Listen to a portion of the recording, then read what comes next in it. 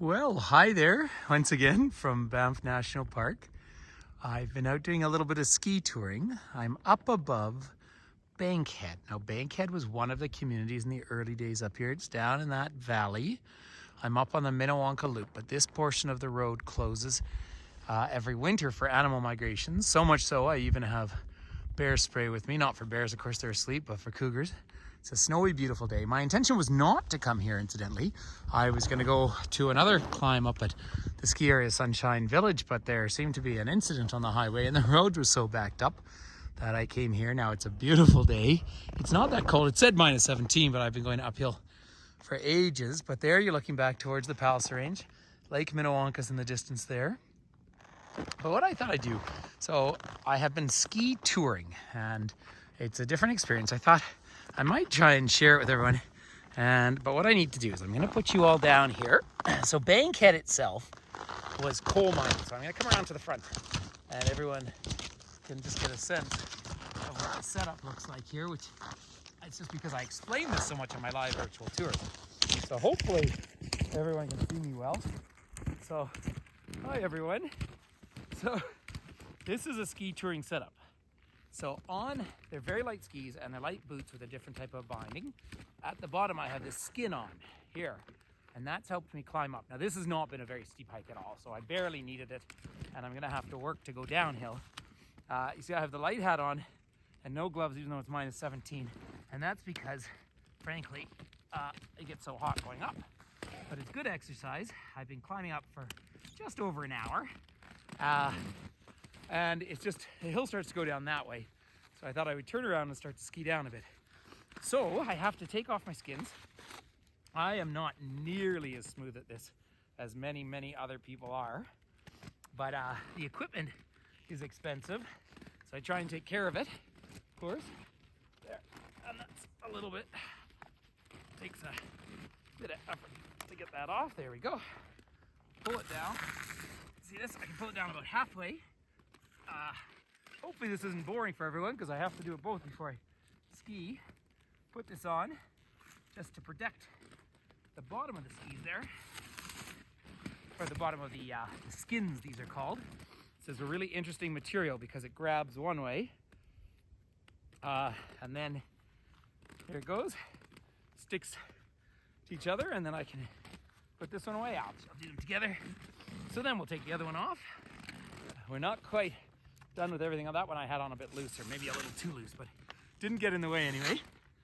Now, I will take everyone skiing down for a little bit, but not too much, because honestly, you do all the climbing up so you can enjoy the powder going down, right?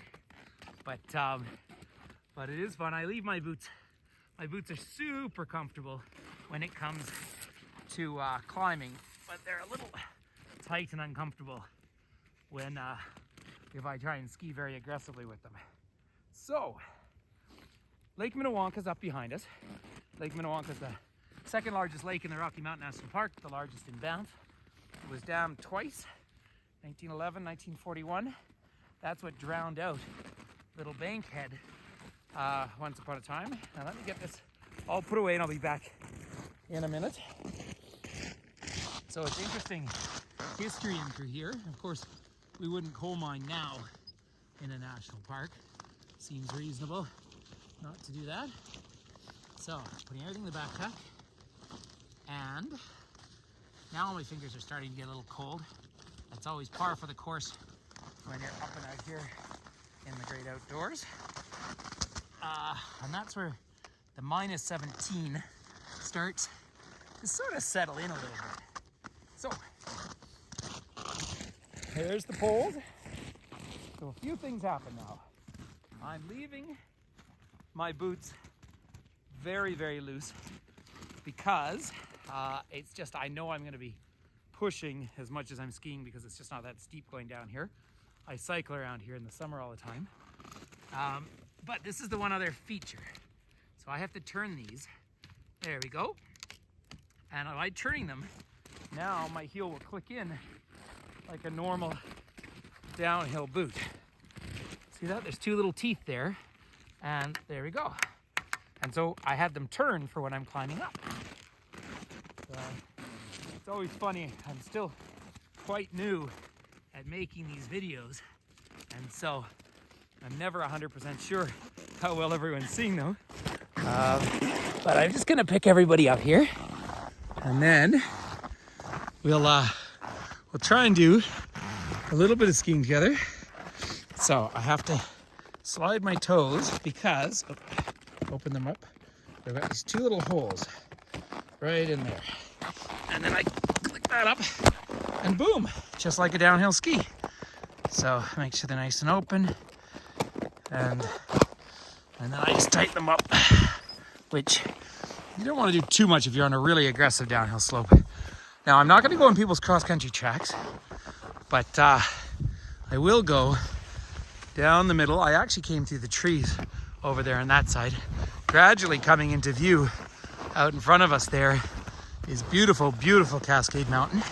And so this is more of the skate ski motion that I'm doing. And I thought, really I need my poles right now, but I'll get up to the edge of this and we'll try and ski down a little bit, everybody. So Bankhead, I find it quite a moving place, to be honest.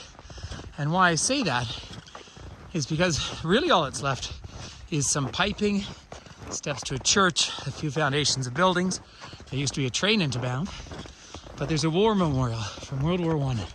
Can you imagine living in this wintry paradise here and somehow thinking the call of empire and all of that was more important than to go off and die in the trenches of Flanders fields? There was also Minnewanka Landing, which is a little resort town, and that's underwater, and people still visit that in the wintertime by scuba diving underwater and breaking through the ice. That takes a certain kind of crazy person. It's funny, I can hear some people in the distance. I do have, like I said, my cougar spray with me, and I'm just looking around at this powder.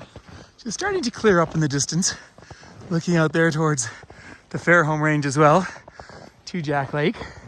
But I tell you what, let's just, for fun, go down in some of the snow here. And I'm not really buckled up properly, but it's still fun to take everyone for a little ski in this lovely, lovely powder. And really, once I put you away, I'll probably cut into the trees, and then I'll have to maybe dig out the skins to come out the other end. But that's part of the fun of it. So that's a little bit of what ski touring's all about. Obviously, pretty much the gentlest way to do it. But I am going to bid everyone farewell because I need both my poles to climb this little section up here, and then I get a nice run downhill. So I would like to wish everyone a very happy new year. Thank you for connecting on YouTube here, and thank you for connecting, of course, on the live virtual tours, on the website, all that sort of thing.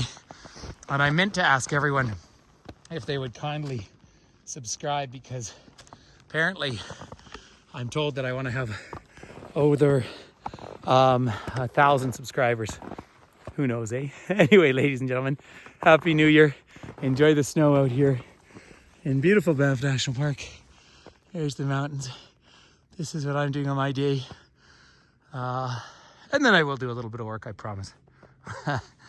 But anyway, happy 2022, ladies and gentlemen. Stay warm.